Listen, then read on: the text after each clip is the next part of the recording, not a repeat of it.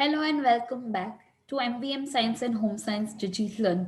Today we are going to discuss about practicals of paper number 301 Microbial Diversity. Today our topic is microscopic observation of the different algae from the given sample. Which samples we are going to use? We are going to use various samples like rocks, water which contains the growth of algae, and river or brackish water or marine water where algal growth or algal blooms are found. To start with, let us understand what are algae. Algae are group of diverse microorganisms which are able to do the process of photosynthesis. Various algae are found nearby us in the form of seaweeds, algal blooms in lakes, and sometimes we also find them on the wall. The term algae also contains various other words like they are the one which do the process of the photosynthesis and they produce the oxygen, so they balance the ecosystem in a way.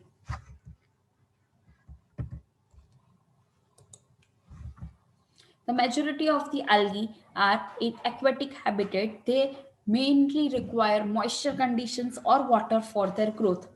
They can also survive on the land. So we can say that algae are either terrestrial or they are aquatic. They are also sometimes found on the rocks in the deserts also. This is the microscopic observation of various types of algae which we usually found in our nearby environment. These are the diagrams taken or observed under the microscope like diatoms, Spirogyra, oscillatoria, etc. Nutrition. Let us understand about the nutrition. As discussed, algae is doing the process of the photosynthesis, so they are capable of producing the oxygen and they are able to produce their own food. So their mode of nutrition is generally autotrophic. Some algal species also obtain their nutrition from the outside source, so that is why they may be heterotrophic also. Algae also live in a mutualistic relationship with the other organism like fungi and forms the lichens. They reproduce sexually and asexually. Certain characteristics of algae let us understand. Algae can do photosynthesis. They possess various organelles like the plants. They can either be unicellular or multicellular. They lack a well defined cell body. They do not have root stem leaves like plants, so they are not considered as plants. They are found in the adequate moisture. Reproduction is sexual and asexual, and they also reproduces by the spore formations. Algae are free living and sometimes in the symbiotic relationships. Various types of algae are red algae, green algae, brown algae, yellow algae, blue green algae, etc. These are the common or popularly known algae. Red algae contains the rhodophyta and pigments like phycocyanin and phycoerythrin. Also contains chlorophyll A, B, and beta carotenes. Green algae, which is generally found and abundantly found nearby us, they contains various pigments like xanthophylls and beta carotenes.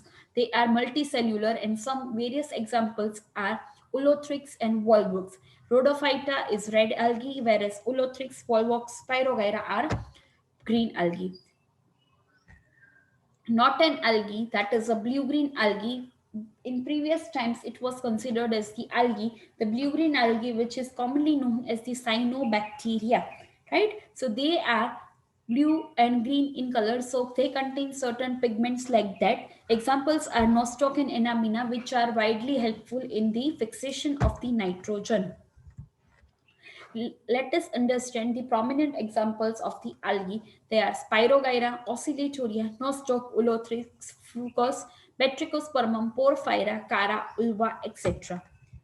These are the structure or various diagrams of the algae which are usually found. Let us understand first. We have to do the microscopic observation of the algae. So we all are very much familiar with the microscope.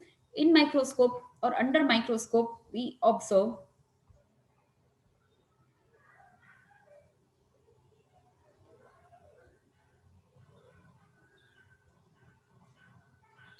the structure of Spirogyra, like this. When under the microscope, they are found in a particular manner. Spirogyra is also known as the water silk or the pond algae or pond silk. Spirogyra can do the photosynthesis, and in the aquatic environment, they are doing the process of oxygen producing. There are around 400 species of the Spirogyra. The vegetative structures of the Spirogyra is an unbranched filamentous thallus. You will see that there are no branching in the Spirogyra structure. They are having a mucilaginous sheath or a sticky sheath around their filaments. Their outer wall contains pectose and cellulose. Chloroplasts are ribbon shaped and arranged spirally. Again, this is the structure of the Spirogyra. When you have to draw in your journals or you have to write in your books, you have to draw this kind of structure of the Spirogyra, and then you have to mention these points that what are the structures internal which are present in the Spirogyra. Next algae which we are going to discuss is the nostoc. It is the genus of blue-green algae or cyanobacteria. They are prokaryotic, generally found in the fresh water and living free living or flea colonies are there. Nostoc structure is filamentous and unbranched. They are oval, spherical, or cylindrical. They are forming trichomes. They are having the cyst, that is, especially heterocysts are there. Chromoplast are there. Nostoc. Nostoc is again, as we discussed, having a mucilaginous layer or mucilaginous coating around it. So when they appear, they found to be very sticky. This is the microscopic structure of the nostoc. They are having bead-like structure and they are found as this. You have to draw this type of structure of the nostoc. Morphological characters of nostocs are having trichomes, they are having a mucilaginous sheath. The balls of these blue-green nostoc are greenish to blue color beads are there, and they are having a colonial structure. Next algae to be studied is Oscillatoria, that is a filamentous algae of the genus Cyanobacteria. These algae are having a special character that they are named after the oscillatory movement. We all are familiar with the word oscillations, as we know that in pendulum oscillations are there. So they are having a back and forth movement. That's why they are named oscillatoria. It is commonly found in waters, running waters, and they do the photosynthesis and do reproduction inside the water. This is the structure of the oscillatoria. Here you can see the structure. It is having a thickness of around 50 micrometers, and when observed they are found in having movement, back and forth movement, so they are termed as oscillatoria. Next algae to be studied is the Batrachospermum. Batrachospermum are belonging to the Batrachospermaceae family, and they are having a lamella. Sporophytes are present in that. This is the structure of the Batrachospermum. You might be having confusion that structure of Batrachospermum and oscillatory are quite similar, but the thickness is different. If you keenly observe the structure, you will see that in Batrachospermum, you will see the segments are there and few structures are there which are not the beads.